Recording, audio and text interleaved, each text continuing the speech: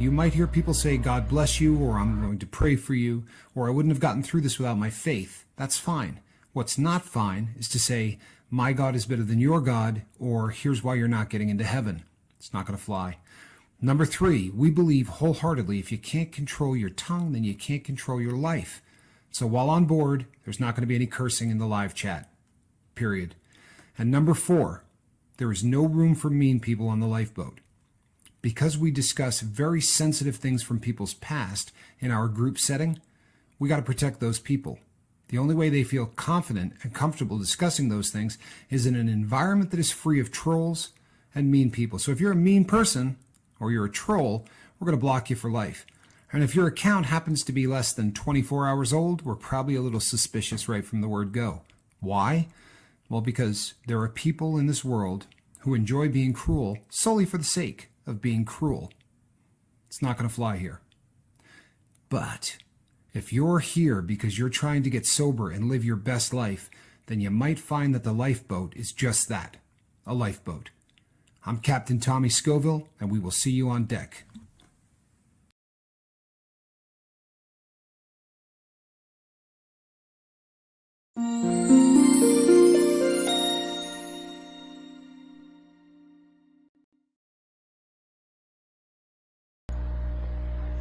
Hey everybody, how you doing? I'm Captain Tommy Scoville, and you're on the lifeboat.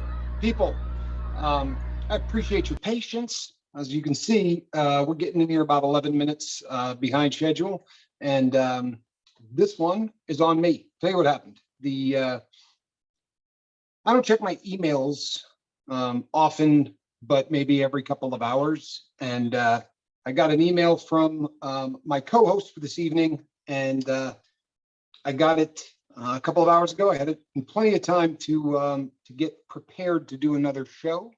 I, however, did not check my emails until about 6 minutes before we went live, and found out that Niall is under the weather and thinks he may have the C+ math. He's really kind of going through it. So that has left us obviously having to change the subject for tonight's show.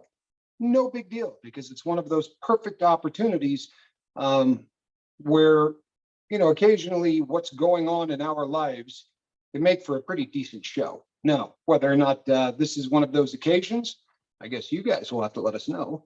But it's certainly an opportunity for a learning experience, and good. I see a decent amount of you are still here. I know that because we had to shut down the live, you know, sometimes we lose people, and that stinks and always makes me feel bad. But it does give us an opportunity to talk about pivoting, people, to talk about making adjustments, because obviously we need to do that right now.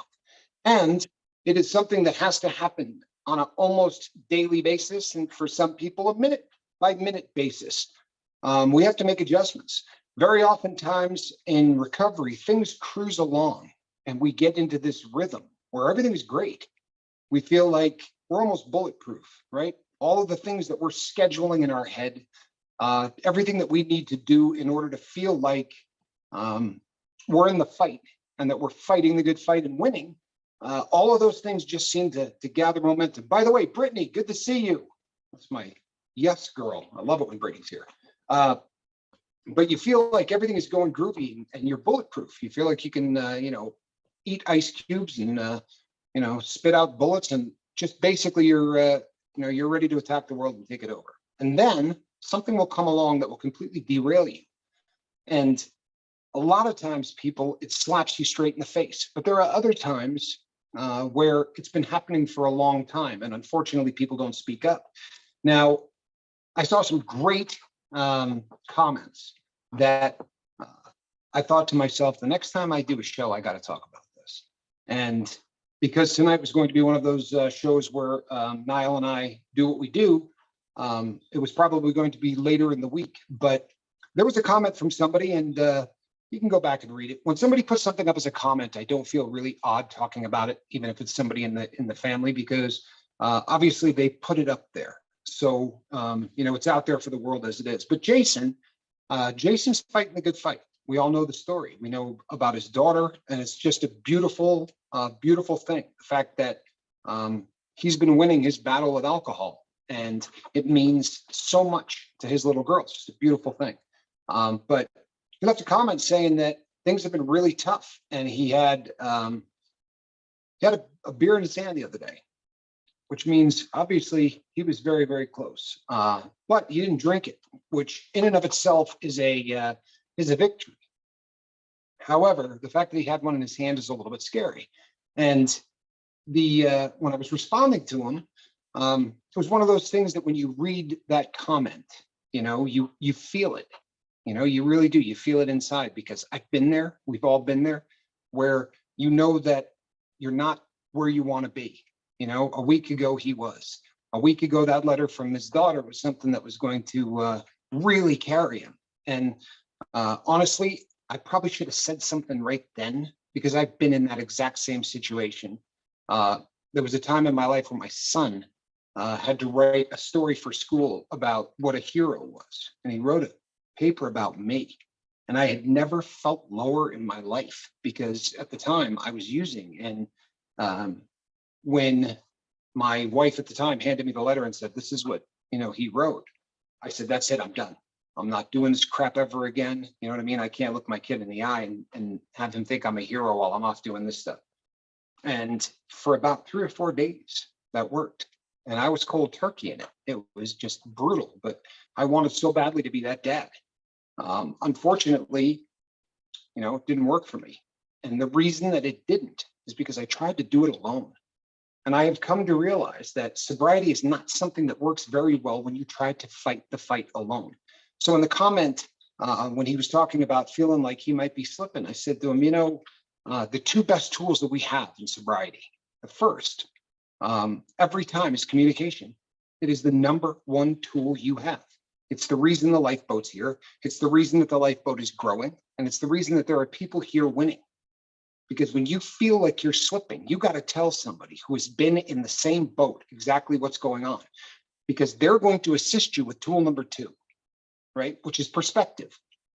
We always know what the right thing to do is. We always know exactly what's going on in our head, but it's difficult sometimes to put things in perspective. So, when he said he really feels like he was, slipping and this and that, and he said in his comment, maybe I just need more willpower, And I'll tell you what, people, if it was about willpower, there wouldn't be a lifeboat. There wouldn't be any reason for a lifeboat. We just got to up our willpower, right? Knuckle down a little bit. We'll be fine. It's not a willpower issue, people. What makes somebody an addict is the fact that willpower alone can't get it done. Air quotes, normal people, willpower alone can get it done. When they feel like, yeah, you know what, I've been drinking too much. I'm just going to stop doing this. It's not a problem. But for addicts, we don't have that ability to pump the brakes. We tend to grab that other pedal, the really thin one to the right, and usually our foot is not only on the floor, but trying to reach the carburetor. That's the nature of addiction. So I said to him in my comment back, what you need is not more willpower. Honestly, that's not the answer. The answer is what you're doing right now, telling everybody else that I'm not where I want to be, because that will start the healing process. That will start us intervening on your behalf, which is what this is all about. And it is the reason that group therapy is the gold standard, because what you cannot do alone, you need a power greater than yourself. Now, I'm not advocating God right now to everybody. If God is in your life, fantastic, because he is most assuredly a power greater than yourself. But if that isn't the case for you, that's fine.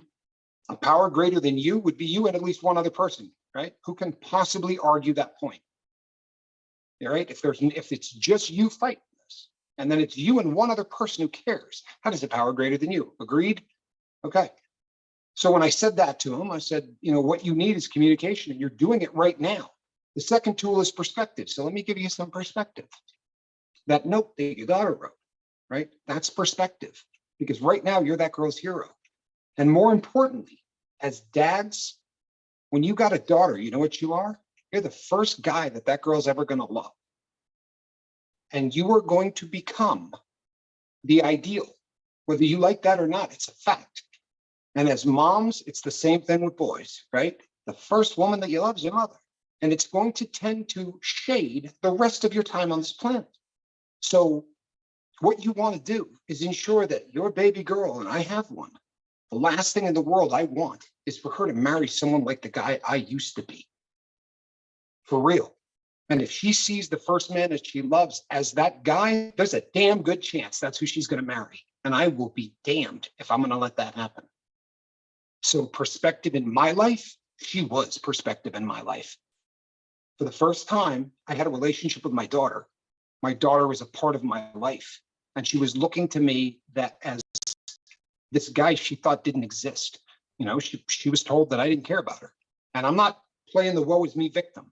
She was told that by some people that may not have made a great decision, but the reason they made that decision is because I was a dirtbag. And they thought that they were protecting her. And you know what? Maybe they didn't pick the right method, but they sure as hell were protecting her. Because I needed, you know, I definitely was somebody that you probably wouldn't want around your daughter at that point in my life. But she met me, and the two of us really built a great relationship very quickly. And she is my living, breathing perspective. I am not going to be a role model. I'm not going to be an example so that I continue, right, the damage that I started. If she goes out and marries somebody who's an addict because of who I am keeping this going for generations. When we talk about the ripple effect of one sober person, people, this is it. You want perspective. That ripple effect is awesome. If I remain sober, and I will, if I remain sober, my daughter is going to look for someone probably sober. I mean, it really does tend to have that effect. Now, I mean, you can get derailed and be a jerk and treat her poorly, and maybe she'll go for the exact opposite of you. But if you treat her with love and respect and show her what that means, she's going to find someone and she's going to demand that that person treats her with love and respect. And she's not going to put up with somebody who's wasted 24 hours a day, right? I have communicated all of this and ad nauseum and excruciating detail to her. But that's my living, breathing perspective. So when there are people who say, "Oh no, you absolutely got to do it for you," right? You can't be doing it for other people. Well, you can dice this up any way you want. You can say, "I am doing it for me because I want to be a great dad," or you can say, "I'm doing it for her because I want to be a good dad." I don't really care, you know, how you decide to view that. But I'll be really honest with you. If there was nobody in my life other than me, I'm not sure I'm doing this show right now. I'm not sure I'm sober, because for me, one of the driving forces to try to be a better person, to try to be the best Tommy that I can be, that driving force are the people that never turned their back on me when they had crap loads of reason to turn their back on me. When they didn't have one reason on this planet to stick by me other than the fact that they loved me, right? In spite of my flaws, you know, that is a driving force. The memory of my dad at peace saying to me, "I really believe that you're never going to use again." I'll be damned if that isn't perspective. And for me, that is stronger than my willpower ever was. I promise you, people, my willpower can't keep up with that. That perspective for me. Now, if I start feeling weak, if I start feeling like I'm moving in the wrong direction, I come and I talk to people, right? The first person that I usually reach out to is my brother Johnny. And he inevitably will mention my father within 6 seconds. And that's usually enough to get me back on track. If it's not, then I'm going to come here and I'm going to tell everyone here that I feel like I'm moving in the wrong direction. And then I'm going to get somewhere in the ballpark of 60 to 70 emails in a 24-hour period of time of people that say, "We need you sober." That's perspective. It really is, right? That is perspective. And when you realize that there are dozens of people who are ready to pray for you or send out positive vibes for you or whatever makes you comfortable. But if you know that there's that many people that are pulling for your success and really willing to do almost anything to make that happen, then that becomes something that is a power far greater than yourself. And when you realize that these people that you've never met truthfully do love you, not in spite of your flaws, no, they love you because of your flaws. They love you because of your scars, because they got them too. That is a driving force, like very few things on this planet. So when you feel like you're losing it, the first tool in the toolkit. Get out the old communication hammer and start letting everybody on the lifeboat know you ain't in a good place. I'm telling you. And the only reason that you don't do that is because you want that next beer more than you want to stay sober. The one thing that we cannot instill is the desire. And there are people who will come on the boat and say great things. They will come here and say, man, I am going to turn my life around. I'm going to do this. I want to start a show like this. I'm going to go out and I'm going to do all of these things. You know what? We can work with that person until the end of time. But if they're really not ready to get sober, then it probably isn't going to fly. And maybe that's why people say you got to do it for yourself. Maybe that's why that is such a pervasive thing, because people can almost give you everything you need to stay sober. Support, love, prayers. They can't give you the desire. But I'll tell you what, you don't even need 100% desire. Just enough to communicate. Just enough to come here and say, I'm slipping. For real, people. We didn't invent group therapy. Holy crap. We didn't. I feel like we took it into this century. I really do. I think that the things that we're doing here are unique, but we didn't invent it. Far smarter people. Yeah. Yeah, we pivoted. Well done, Mark. We adjusted to a very, very different world. That's exactly what happened. And you know what? I think it works. But it doesn't work if you don't take the tools that are here and go with them. And I promise you, people, it's as simple as that. Are there 500 tools? No. There's 2,000 tools, maybe 10,000, because every single person's got one thing that they're bringing to the party that they do a little bit different to get them through. A little bit of meditation, a little bit of breathing exercises, right? All of these different things. So I got an email from somebody the other night that said, I found the coolest program you've ever seen where you can color on your telephone. It's like a coloring book kind of thing that you can do on a phone. And they said that it is a tool that is helping them with insomnia in a beautiful way. And I thought, yeah, I got to tell the group about this because insomnia is pervasive in the community of rehabilitation, right? It's something that we all struggle with. And I thought, that's awesome. And it's one more of those things. But there are two damn tools that you're not going to get through the sobriety train if you don't have. The first is communication, and the second is perspective. If you're slipping, tell somebody you're slipping. Come here and tell someone you're slipping. All right? That's a pivot. It really is. And it's exactly what needs to happen when you're not smoking along at the same rate that you were a couple of days earlier. All right? You want to stay sober, communicate. Tell people you're not doing well. We're never going to guess. And you know, the sad thing is, we spend a lot of time trying. For real. If you knew how many times right before this show started, one of us will say something like, do you think so-and-so might be, they haven't talked to them in a minute, or, this is just the nature of what we do. Let's be really honest, people. If I take 6 days off and I don't come here, what's the first thing you're going to think? And I'm not upset about it. I mean, it would make perfect sense. It would be the first thing I would think. Mark takes 6 days off. I'm driving to Indianapolis, right? Or Indiana, sorry. But that's going to be one of those things. It's not because I don't have faith in people or anything or even remotely like that.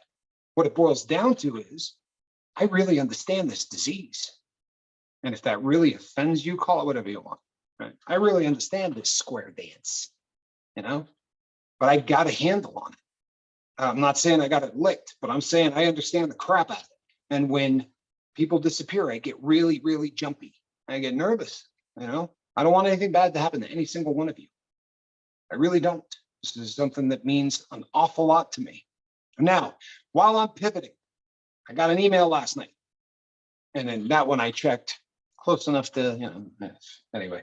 I got an email last night that said there was a comment in the comment section that you missed that was really important. And I thought, well, that happens about 50 times a day, right? I try to make eye contact, which means very oftentimes you guys are just putting up, I think, 1,800 comments in an hour. That's pretty much about average these days. So I miss a lot of them. But apparently someone last night said, I really need to know the name of that chemical that makes it so that drinking isn't fun. That chemical is naltrexone. I'm going to say that again, right? I'm not sure who put this up. I'm not sure who asked the question, but it's naltrexone. And that was the perfect way. And I'm not sure if they quoted you, because I got it in an email, but that's the perfect way to put it. It really just makes it so that it's not fun anymore. You're still going to get drunk. It's not an abuse, which makes you feel like it's 500 degrees. You get this unbelievable rush, of temperature. I've never experienced it, but I have watched it happen. And people get just bright red and they feel like they're on fire, and it's very, very unpleasant. That is not what naltrexone does. You honestly won't probably notice too much that you've taken it, but what it's going to do is shut off your brain's ability to say, isn't this fun?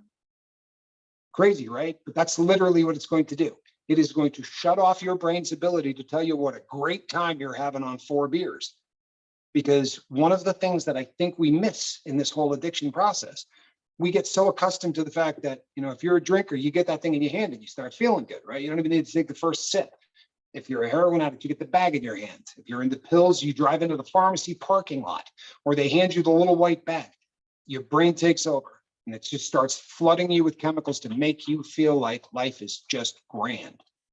Well, imagine the ability to turn that off. The drug is still going to get you high, but the second component of it, the one that really affects addicts in a much different way than it affects, air quotes, normal folk, right? That is really what naltrexone does. It's going to take away the fun. You're still going to get drunk, which means it's, that process. Everyone knows that process. It's still going to lower inhibition. You're still going to lose coordination. You're still going to go all the way down those 5 steps that alcohol intoxication does to you. None of that's going to change.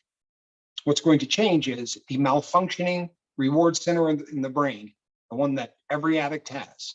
The switch that makes that thing work gets turned off. Now, for most people, when that starts functioning like an air quote normal folk, then all of a sudden it's just not all that much fun anymore. And the success rate that they've been having with it is just a little bit south of astonishing, truthfully. And I have spent a decent amount of time talking to a lot of people about naltrexone. I am not an alcoholic. It is not a substance that ever got a hold of me, amazingly. This is going to sound silly, and every time I say it, somebody sends me an email, but believe it or not, like when I drink, I feel out of control. I don't feel like I have control of what's going on.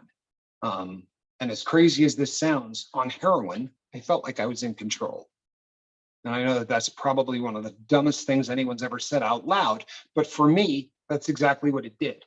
In fact, I almost always felt as if I was in more control on opiates than if I were not on opiates. I got this feeling of invincibility that was something that was very, very difficult to get away from, right? But so I am not an authority on alcohol abuse disorder. I mean, not from a personal standpoint. I certainly have done a decent amount of studying on the subject matter, but because it is not something where I've been there and done that and bought the tea, I spent a lot of time talking to people who are really in this. So I've talked to counselors, I've talked to doctors, and I've talked to 3 or 4 people. I know the term alcoholic is out of fashion, but these people would have described themselves as alcoholics. And I talked to 3 people who are, day 2, by the way. Well done, guy. But these people were using this to amazing results. And in one case, the gentleman that I spoke to had about 90 days of sobriety where he hadn't had a drink. And the other guy said on 3 or 4 different occasions, he relapsed, but not for a week. He would go and drink and have 4 or 5 drinks and stop, because once again, the fun just wasn't there. And the following day, he'd get right back, up and dust himself off and continue to go. And, if you need that for the first year, or if you need it for the rest of your time on the planet, that to me sounds like a win. That really does sound like a win. So if you are the individual who asked that question and what I just said didn't fill in the blanks completely, please reach out and send me an email, right? It's Captain Tommy at gmail.com. Or is it Captain Tommy Scoville? My bad. Captain Tommy Scoville at gmail.com. Please, because if you're asking about naltrexone, that one component that I said we can't give you, you've obviously got, and you're bringing it to the party, right? The real desire to make this stop. If you're asking about naltrexone, you're in a really good place in terms of building that foundation we were talking about the other day. So reach out to me. You can reach out to Mark. Both of our emails should be in the Dropbox, but please, because my experience is this, we go through phases, right, where that desire is quite real. I can't tell you the number of times I have watched people ready to take over the world when their prescription is done. They get a 30-day prescription, and on day 12, they're out of pills, and they get this. I am going to take over the world. I'm going to be sober. I'm ready. That's a brief window. Like, there's not much I won't do to help somebody during that window, because I know what happens when you get within about 4 or 5 days of when the next round of pills are coming. That desire to quit. The brain is a really powerful thing. And when it is not working for you, but working against you, it can derail the greatest laid plans. And so please, if you were asking about this last night, reach out to me. While that desire is still there, reach out, and we'll do everything within our power to try to get you into that process, because it really is just a great. I mean, think of where we're at, right? 10 years ago, this wasn't an option for anybody, So I honestly, I've heard there was a very popular question that they used to ask in rehab, and they would ask you to write an essay on it. And they would say, if they came out with a pill today that would make it so that your drug of choice would never work on you ever again, would you take the pill?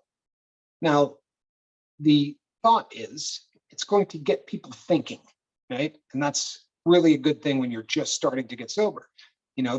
That process and writing out what your thought process on that is a really good question. But it was a hypothetical, right? There really is a pill now that kind of makes it so that doesn't work, for people with alcohol abuse disorder. So take advantage of that. Talk to a doctor. This is really just a beautiful time. By the way, my essay for that question, I said I would pay somebody to shove it down my throat, because at that phase of my life where I was right then, I don't know that I could have taken it. But boy, oh boy, I would have done just about anything to get somebody to force me to take it. It may sound very, very bizarre, that answer, but that's really where I was. I would have, paid whatever to have somebody, knock me out and force that pill into me. But it's one of the reasons that they say to people, you never say never, because the pressure of knowing that you never are going to have the opportunity to ever use again for some people is too much. So we're just going to stay sober today, right? That's a much smaller chunk of cake to eat.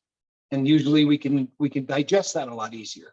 The concept of, all right, let's see, I'm 40, all right, I'm 50 something. So if things go well, I may have another 30 years on this planet. To say 30 years and never doing that again, that might be tough for people, right? But 24 hours isn't.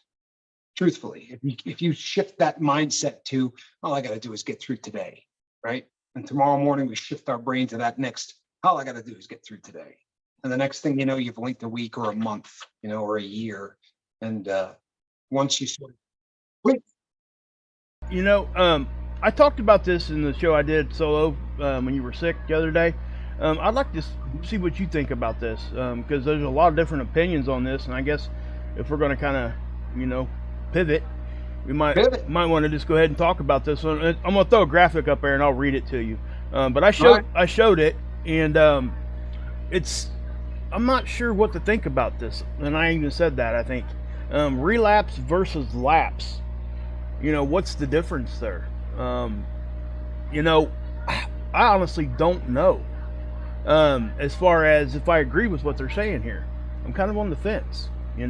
Okay. They're kind of saying lapse. It says it occurs when an individual takes a short break. See, this is where I have issues with it.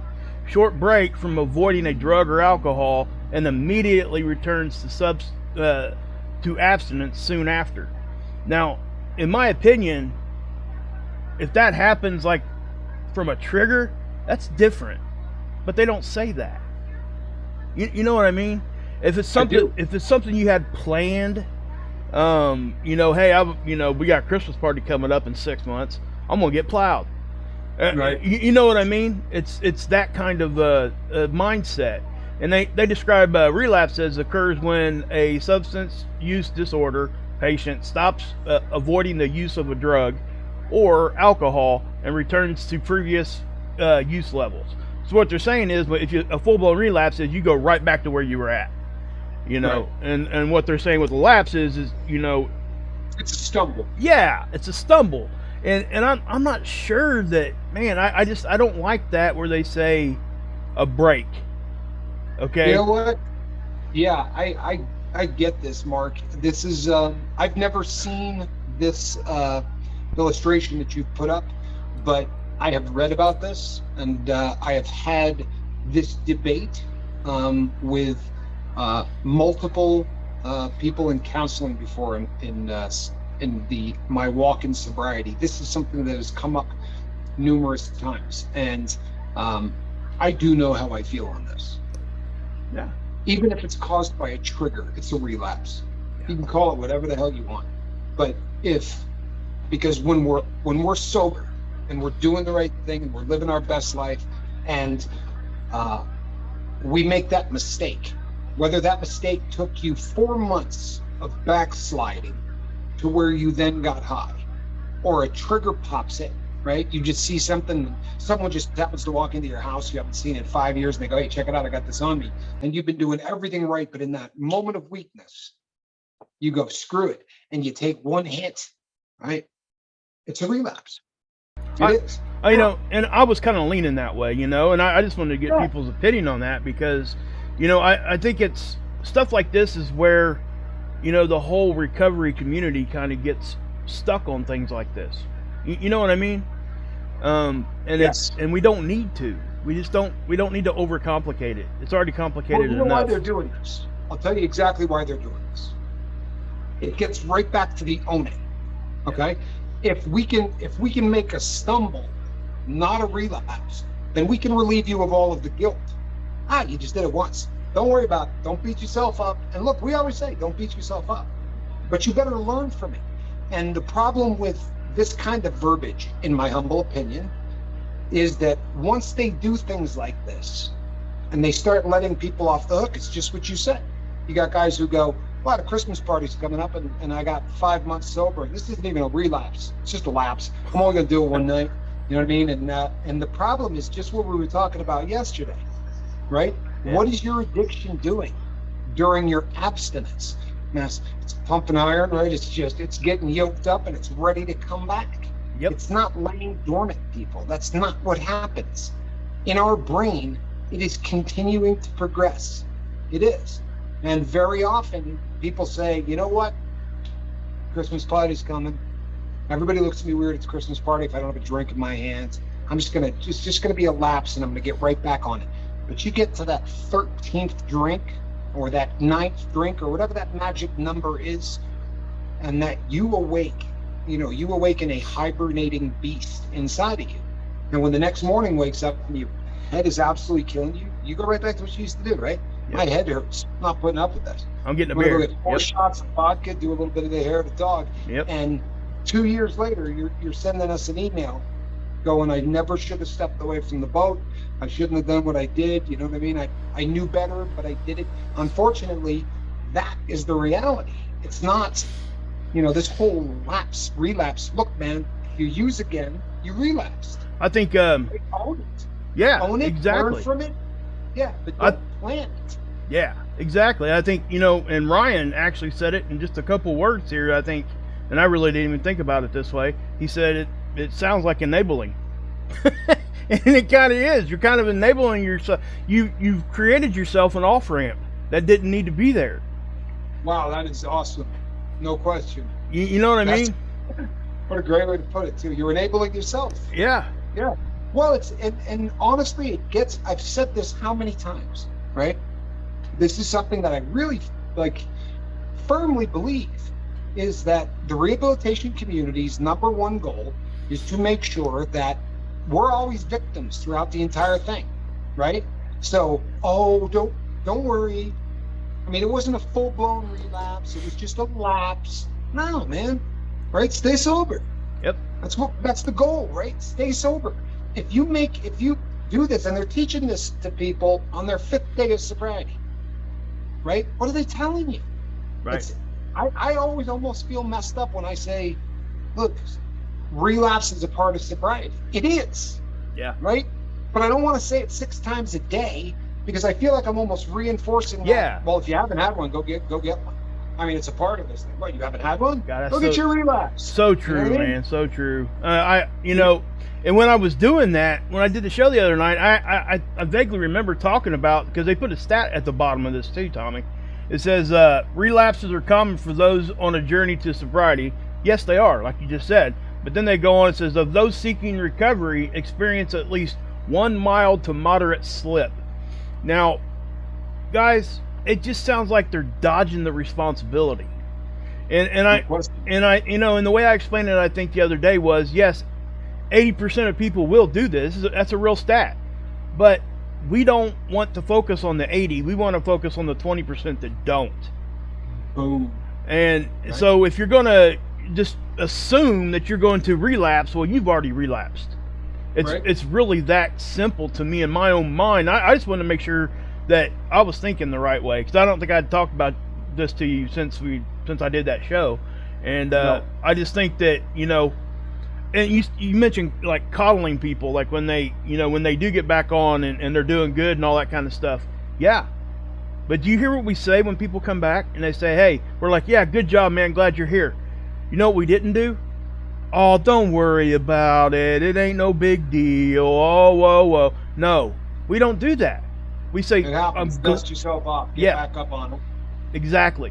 And that's where we leave it, and we move forward. We're not looking back trying to make you feel okay about what you did, because the fact of the matter is, it ain't okay what you did. And I mean, it's an opportunity to make yourself a better sober person. There's nothing worse in the world than a relapse you don't learn from. That's a sin. If you relapse and you build a better foundation because of it, you ask yourself what happened. And here's the thing, people. Perspective is what we're always talking about, correct? So Mark makes an awesome point, and he says, hey, 20% of the people don't relapse, right? So the question should be, when you see that, instead of going, well, look, 8 out of 10 people, relapse, so more than likely I'm going to. The question is, what are those 20% doing right? Yeah. Right? That's the question of the winner, of the person that really wants to spend the rest of their life without any kind of chemical enslaving them. You look at that statistic and you say, what are those 20% doing? Right? Because that's the dude I want to be. Yep. That is the person I want to be. So the real question should always, it should continue to come back to, no, don't get me wrong. I relapsed 5,000 times. Nobody on the planet relapsed more than I did. But I mean, it literally got to a point where I knew that I just didn't have many left, and the longer that I was sober, the more I realized that I didn't have one left. It's a miracle that I got sober when I did, right? I beat the hell out of my body. I beat the hell out of my mind, right? I've got this cerebral infarction thing. God knows what happens. I get high again. Like, there's a very, very serious problem with my brain. And, some of it was from concussions. I skied, but some of it was from abusing the hell out of my body. Niall made a comment the other night, it might have been last night, where he said, the human brain is never intended for us to put it through what we do with chemicals. And it's a great point, right? We abuse the snot out of our brain with the amount of chemicals that we put in it. And the brain is a resilient thing. The human being is the most resilient thing on the planet. So your brain adjusts, and it starts trying to figure out how to live and keep you alive and survive and thrive and all of that with duffel bags full of drugs getting pumped in it monthly. And although you might figure out a way to survive, you're not living. Right. You're not. So when you start to I don't beat up on anybody that relapses. I really don't. But I don't want you to think that because 80% of the people do, you need to get about 100 of them under your belt before you're going to get sober. Because Right. the truth is, had I found the group concept, if I had met Q when I was 20, who knows where I would be, right? Right. Who knows what I would be doing? But once I realized that the only way I was going to get and stay sober was with the help of another human being, at least one, right? My life changed. The reason that we're doing this every day, right, is because we understand that it can't be done alone, really. And obviously, someone's going to email me tonight and go, I know a guy that's never been to one. Of course you do. There's always the one guy. But the vast majority of people are not going to get sober on their own. They need help. And once I figured that out, this is something I really felt the need to bring that message to the world. That's why Mark and I do this. Yep. That and the big bucks. You know what I mean? Let me. I want to answer Ryan because he's making some good points here. You know, I don't want you guys to think I'm turning it into a black and white thing, because I'm not. And when I mean good or bad, I'm not talking the racial thing. It's because it's not. It's not a black and white thing. You know, I don't want people to get confused in what I'm saying here. What I'm saying is that we don't want to put it in our own minds that we're already assuming we're going to be that 80%. You know, because and I know why they say it, right? I know, because they don't want you to they want you to come back to recovery. And that's a great thing, okay? And much like Ryan has multiple times, right? And he said that here in the chat, and that's exactly right. You know, we want you to feel comfortable doing that. But you also said that, you know, you don't necessarily like doing that because you think you're going to trigger somebody. That's not the case. Okay? Oh, hell no. Not even close.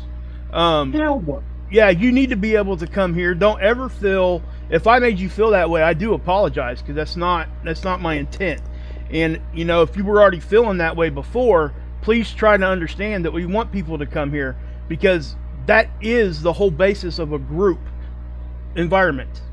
We have to be able to trust each other enough to come in here and say those things and not worry if the other person sitting next to us is healthy enough to handle that little bit of a trigger. Because that's, hell no. You know what I mean? Because how else are we going to get help? Absolutely. You know, we're not going to get help. We're not helping each other unless we can just be like that. And so please, No question. yeah, so please, if No I made you question. feel that way, I do apologize, but it was not my intent, you know. And I'm glad that you keep coming back, you know, and that's what we want. You know, people come here, and, you know, because he said he came in and he was had been drinking, and he felt like that could have been a trigger for somebody. Well, yeah, I mean, I guess that could, but it's not your concern. That person that is seeing that has to start working on that for themselves, right? And I'll tell you something, people. When we say there is nothing worse than a relapse that you don't learn from, people, the reason that group therapy is the gold standard is because we will all learn from your relapse if you come here and talk about it, right? Not only should you not be worrying about the trigger part of it, you should come here and say, I got drunk. Here's what was going on in my life when I did. Here was my thought process as I started getting closer to the point where I actually pulled the trigger by taking the top off of it. This is what was going on in my head. Forget worrying about triggering people.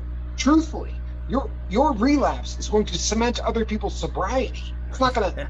No, I mean, They're going to learn. They're going to learn from your mistake. Somebody else did.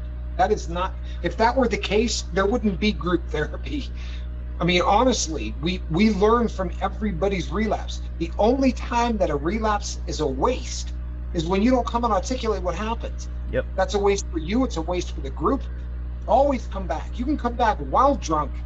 It's not a I mean, honestly, I mean, don't come here and say, boy, am I having fun. I've had 15 years. That's you know different. what I mean? That kind of crap triggers people. Yep. But to come and say that you used them, no, come on, man. That's why. Yeah, that's why we're here. Why group therapy works, because we all learn from everyone else's, you know, mistakes and everybody else's victories, right? We own our past. We celebrate the victories. That's what the boat is. Yep. Please don't ever anybody leave, right? Yeah. Ever. Yeah, and that's the thing. You know, he says, I would say the exact opposite here, Ryan. That, you know, you said you feel you should be consider other people on the boat. I would say that if you're not going to come here and be honest and share, that's almost inconsiderate, because that's what we're here for. Yeah, you want to be, you know, and yeah, tell us exactly why you relapsed. And I don't want to. I don't want to pick on Ryan. I'm not saying that at all. I don't want, and if I'm embarrassing you, Ryan, I apologize. It's just in general is what I'm trying to get at here. It's just an example I'm using here. I don't want people to feel like you can't, you really absolutely 100% should come here. And if you're comfortable enough, say it, right? We don't want anybody to do anything they're uncomfortable saying or doing, so if you feel like you're being inconsiderate, I get that. I really honestly do. And I struggled for a long time myself with like wondering if I traded one drug for another, because I'm still using Suboxone. It's still a drug I have to take every day. Did I trade? Well, no. What I traded for was my life back. And that's kind of what I'm saying, and I really hope that people, I know you get it, man. I don't want to keep talking about your specific situation. I know that can kind of embarrass people sometimes, but I'm glad you brought that up, because it's such a great thing to even talk about, because I know that you're not the only one that feels that way. You know what I mean? And I think that all of us sitting right here would have to admit that at some level we felt that before, because we don't want to trigger each other, because we know what it feels like to be triggered, and that's the whole thing. And just know that you have and I know you know this, Ryan, I'm speaking in general here, you have a place here, anybody listening to me has a place here that you're not going to be judged. It doesn't matter, but we're going to be real. You know what I mean? It has to be that way. And that's just my opinion, guys. And I love this kind of a conversation. I really do. I do too. And there's a big one here too. Good. Michelle says to Leisure, I don't know what I'm going to do from here. I have a few more pills, and I know I'm going to snort them before the end of the night. Do me a favor, and I don't want to get you in trouble with your significant other, because we know that how that whole thing is going. Send me an email, please. Right? CaptainsTommyScoville@gmail.com, because where you are at right now, you need to send me an email. That's pivotal, like we've been talking about. Yeah. If what you just described is where you are at, and you don't know exactly what you're going to do, I can tell you what to do. I promise you. And it will be life-changing, and it's not complicated, and there are people on this boat right now who can go, yeah. But Jesse just said, yeah. Yep, that's when I sent the email, and I'm doing pretty damn good. There have been a lot of people. This happens to be right in the wheelhouse of what I'm doing, because I understand what you're going through a lot more than I understand what anyone else is going through.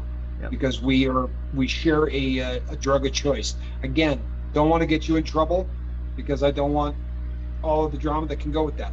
But you don't have to correspond. Just send me an email so I know how to get a hold of you, and I will tell you exactly what you can do if you really want to be off of this crap and not hurt and all of that. So just send me an email, please. Yeah, and I would say this too, Jesse, you're awesome. He immediately was offering the same thing you just did. You know, if you're on Facebook, hit me up, this kind of a thing. And, Michelle, you already snorted almost the whole bottle is what you just said. But you didn't snort the whole bottle yet. You can stop right now. I ain't going to try to tell you what to do, and I'm just going to end it right there as far as that conversation. But obviously you're in a spot where you need to talk to somebody. And probably not in this. Or you know what? Yeah. Or you can finish them, but don't get the next bottle. Just send me a damn email, please. Yep. You can take what I said. You can throw it into the spam file or do whatever you want. Just hear me out. Send me an email, please. Yeah, it's a great thing, man. Yeah. Yeah. Please. Yeah, exactly. And again, guys, let me just preface this: we're not doctors, so no. I just want to make sure that they understand. I know they understand it. It's just we have to say that. I hope you guys understand that. Yeah. Yep. It's just something we have to say because, and honestly, I believe that. I really think that if you're having issues, you do need to talk to your doctors. That your doctor should never be out of the loop. It should always be at the top of it. But yeah, I mean, Yeah, again, guys, I think that this has turned out to be a really good conversation on a whole lot of different levels. It's amazing how you think something might be a little kind of crazy, and then it turns back around, and we just You Yeah. pivot, people. Yeah. You pivot. it's a good And example. we are pretty much right at the top of the hour. I know the show was about 10 minutes short today. We apologize for that. I should check my emails a little bit more often. But Michelle, I will be checking my emails. I promise you. I want to thank everybody that tuned in this evening. We will be back 23 hours from now. Same bad time, same bad channel. We'll be doing the same bad thing, right? We're going to be pivoting in life and on the show and on everything else. It's what we do, right? So between now and then, please reach out and try to save somebody. And you know what? If that somebody is yourself, there's a whole group of people here that are ready to help you, right? Reach out and save yourself. Communication is the number one tool here on the boat. It really is. Perspective just comes in a close second. All right. Exactly. I am Captain Tommy Skillville, and on the other side of the glass, Mark Wages. and a high def cat in a basket. Good night, everybody.